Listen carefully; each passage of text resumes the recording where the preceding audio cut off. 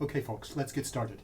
In this video topic, I'm going to talk about the high-risk area of holding client funds in trust. Whenever I think of this area, I think of this extremely old, very campy, fun television show called Lost in Space. I won't recall for you all the characters involved, but it is so old that it was in reruns when I was a child. One of the two best characters in this show was the robot who was always watching out for the youngest child in the Robinson family. That child's name was Will, and the robot would see, new aliens appearing or some dangerous situation and would fling his arms around and say, "Danger, Will Robinson, danger!" Danger, Will Robinson, danger! Danger, Will Robinson, danger! I've been telling you that there are some easy areas and some hard areas in professional responsibility.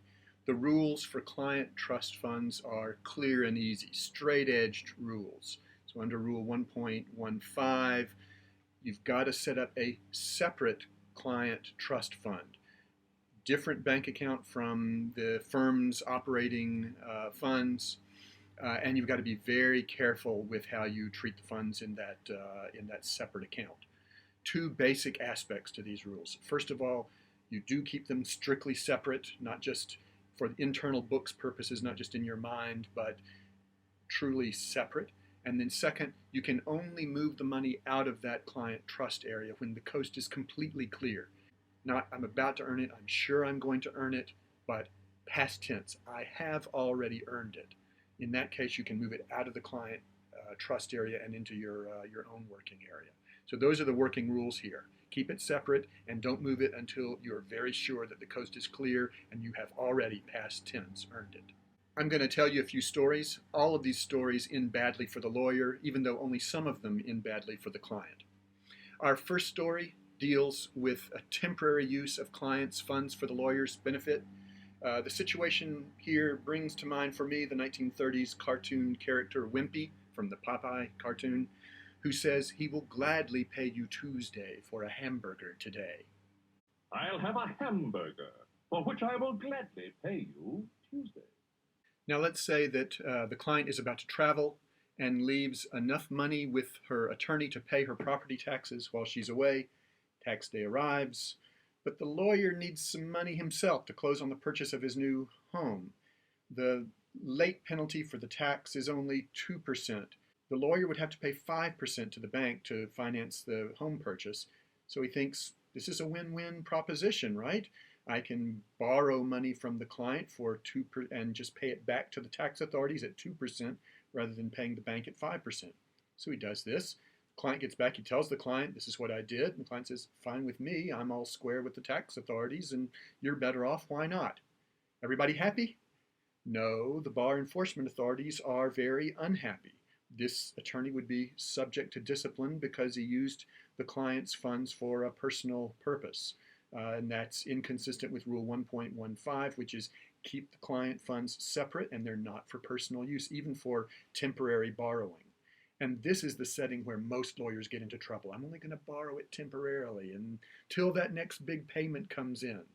Our second story involves a dispute with a client over the ownership of funds. So this time around, the client gives to the lawyer $1,600. $1,000 of it is going to be for bail because this is a criminal defendant, hopes to get released on bail. $600 is going to pay the lawyer at $100 an hour to get ready for the bail hearing and then to make the argument. So the lawyer duly prepares, spends 6 hours both preparing and carrying out the duties at the bail hearing, but alas, no release. The defendant is held. What should happen to that $1,600? Does it matter that the client says, you didn't earn your money and I'm not going to be paying you for that lousy service that you gave me? If the lawyer believes that's a completely unfounded dispute of the fees, what should the lawyer do with the $1,600? Well, it's pretty clear what should happen to the $1,000, right? The $1,000 was supposed to be for bail, but the bail won't happen. You return that immediately. Can the lawyer then also transfer the $600 that he believed he earned over to the personal account? Answer here under 1.15 is no, you can't. If there's some dispute about the proper ownership of the money in the client account, then the lawyer has to hold on to that until the dispute is resolved. You can't transfer it over, even if you believe the client is making a completely unfounded claim in the dispute. Our next story involves unearned fees or premature declarations that the fees have been earned. We have here a famous picture of premature declarations.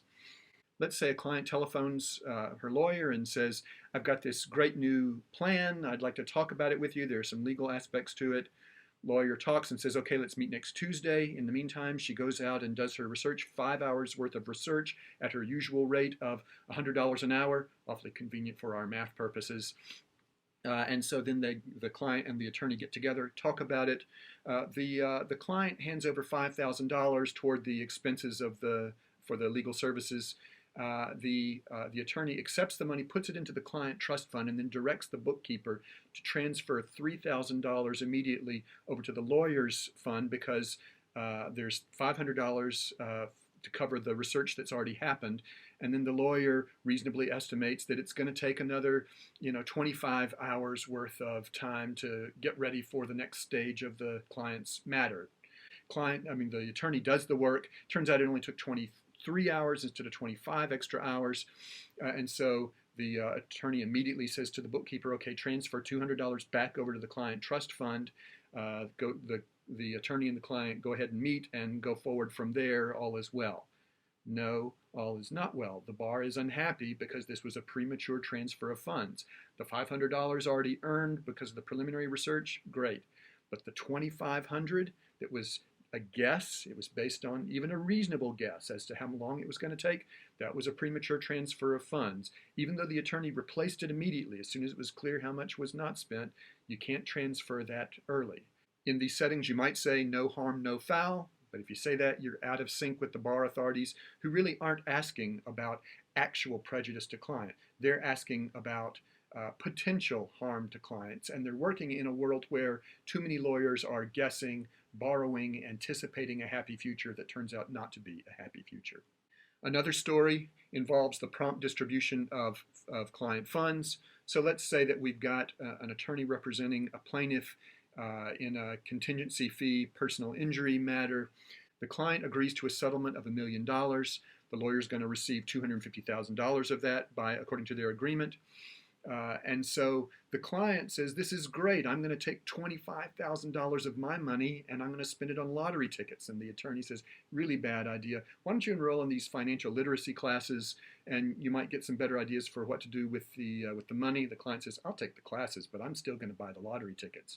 So the check comes in from the defendants, and the lawyer just waits, puts his own money into his own personal account, but for the client money, leaves it in the trust fund until the client finishes the course a few weeks later, and then calls up the client and says, okay, the money's here. You want me to send it over? And the client says, yeah, and thank goodness you asked me to take that course because now I'm not going to invest into lottery tickets. And I'm going to put it in, mutual funds, low expense ratio mutual funds instead. Everybody happy? No, the bar authorities aren't happy because under Rule 1.15D, the lawyer is supposed to, quote, promptly notify the client upon receiving funds when the client has an interest in those funds. Now, you could tell the client right away, the funds have come in, but I would prefer to hold them until you finish the financial literacy course. That would be okay, but just sitting on the funds, even if it's for the client's own good, would be inconsistent with the prompt distribution requirement of Rule 1.15D. So let me close with this thought. Go to any bar association newsletter. Just thumb through the notices of disciplinary actions against lawyers. Lots of them involve misuse of client money. Virtually none of these involve lawyers who set out to defraud their clients. That's very rare. Instead, the common story, and a tragic story, is an attorney who used client funds temporarily as a loan, always hopeful that the lawyer's string of bad luck was about to end. You can't count on good luck. Count on straight edges.